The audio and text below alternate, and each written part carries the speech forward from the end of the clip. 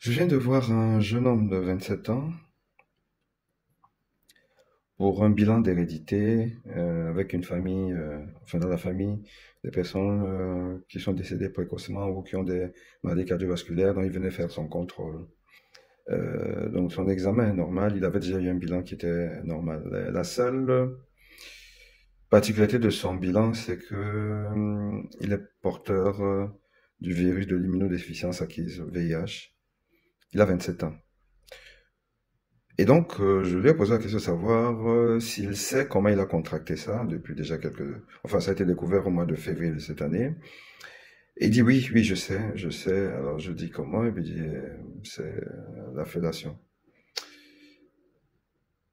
Et il avait une attitude qui, effectivement, évoquait cette tendance, cette déclinaison sexuelle.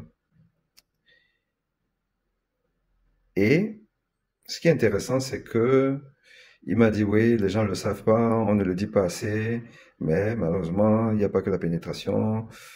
Ouais, c'est pas fellation et tout. Bon, voilà. Donc, voilà. Donc, un jeune homme qui est condamné à un âge assez jeune à vivre avec la trithérapie parce que, voilà, il a eu un contact par fellation avec un primo infecté. Donc, la moralité de cette histoire, c'est que faites attention, quel que soit le mode d'expression de sa sexualité, quels que soient les gestes, il y a toujours un risque. Il y a toujours un risque.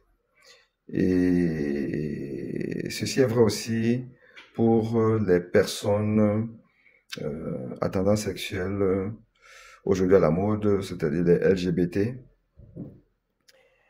D'ailleurs, on connaît l'histoire du VIH qui a commencé quand même par les homosexuels. Et donc, ne vous dites pas que il y a que la fellation, il y a que la pénétration qui peut être contaminant. Mais non, la fellation également. Allez, bonne journée à vous.